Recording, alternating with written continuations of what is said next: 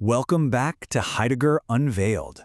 You know, we all like to think we're in charge, right? That our thoughts, our tastes, our big opinions are actually ours. But what if I told you there's an invisible force shaping pretty much everything you do? A silent partner, a quiet dictator, pulling the strings of your everyday life. Seriously, just think about it for a second. Who decides the hot news show you just have to binge, or the opinion you're supposed to have about it? Who sets the agenda for what's cool, what's important, or what everyone is talking about? Well, the answer to that question is me. That's right. Hello. You might not know my name, but oh, we are very well acquainted. I'm that little voice that tells you what one just doesn't wear. I'm the reason you nod along to a conversation you don't really get. I am the they. And you've been living in my world all along. Now, don't go thinking I'm some kind of shadowy organization. No, I'm much more elegant than that. I'm not a person, I'm a way of being. The philosopher Heidegger, he gave me a proper name. In German, he called me das Mann. You can just think of me as the default setting, the public identity you and everyone else slips into like a comfortable old coat. Look, let's be honest. Being a unique individual, it's exhausting. All those decisions, all that pressure, all that risk, I take that all away for you. I provide the script. We enjoy things the way one enjoys them. We get angry about what one gets angry about. I make life simple, predictable, and best of all, I relieve you of that heavy burden of responsibility. After all, if everyone's doing it, who's going to blame you? And this is the secret to my power, right here. My strength comes from dissolving you into the crowd. See, in my world, everyone just reflects everyone else. There are no sharp edges, no difficult people, just the smooth, easy rhythm of the collective. When nobody is really themselves, well then, I'm in charge of everybody. But my dictatorship isn't one of iron fists and marching boots. Oh no. It's a dictatorship of comfort. It's the gentle, constant pressure to just be average, normal. It's the path of least resistance. You never feel oppressed, you just feel like you're going with the flow. And that flow, my friend, that flow is me. So, you might be wondering, how do I keep such effortless control over everything? Well, it's not magic. It's more of an art form, really.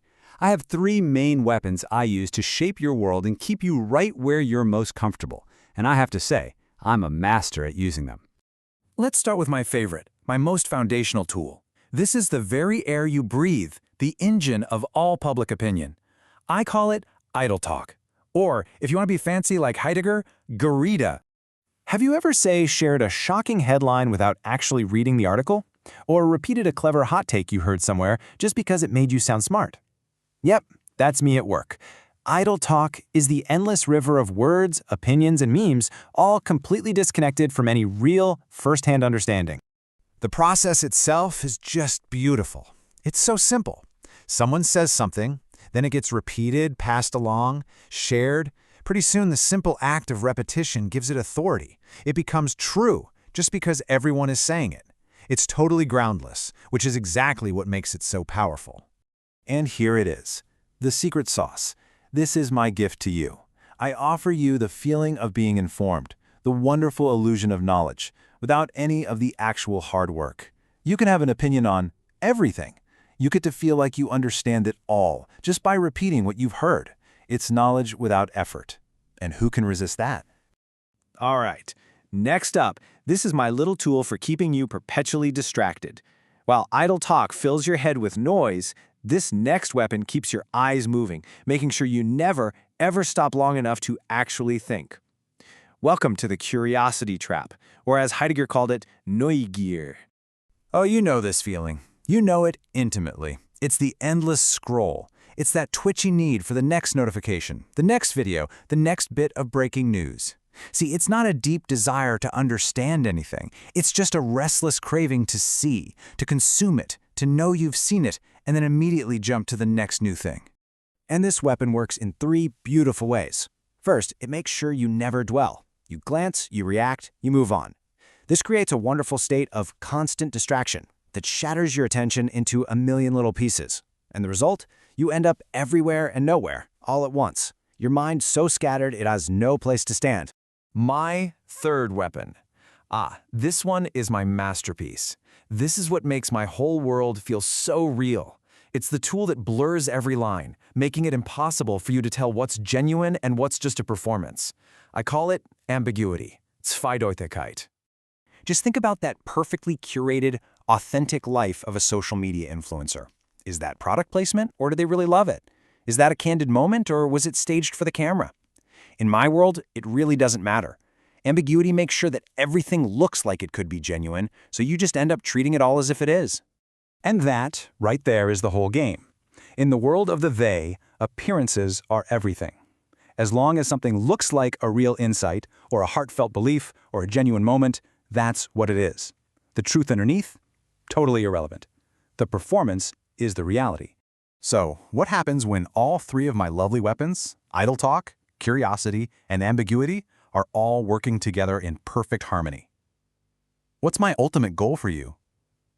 It's a special state Heidegger called verfallen, which just means falling. Now, this isn't some terrible fall from grace. Think of it more as a fall into a big, comfy chair. Heidegger called it a flight from your own unique existence. It's a plunge away from the hard work of being you and into the easy, warm, anonymous comfort of being one of us. So what does this falling actually feel like? Well, first, it feels like constant busyness, a never-ending stream of things to do, see, and react to. You're always plugged in. And with all that noise, with all that activity, there's just no time for quiet, no time to stop and ask what you actually think, away from all the chatter. And the final result is this: strange kind of peace, a comforting numbness. You don't have to carry the heavy weight of being yourself anymore because you've simply put it down. Heidegger had the perfect word for this whole motion: Wirbel, the whirlpool, my whirlpool. It's a vortex that just gently pulls you away from the solid ground of your own self and into the constant, churning, groundless motion of the public world. Welcome to my world. Okay, so here's the real kicker. The they, me, isn't some enemy that comes and conquers you. As Heidegger points out, I'm the nobody, that anonymous authority to whom we willingly deliver ourselves. We do it every single day in exchange for a little comfort and a little relief from the burden of being a real, authentic individual. So, now we've been properly introduced. You've seen the tools, you've seen the strategy, you've seen the end game. You know how the quiet dictatorship of the everyday actually works. So the only real question left is, what happens tomorrow? The next time you hear what everyone is saying or what everyone is doing, are you just going to go along with it? Or are you going to dare to decide for yourself?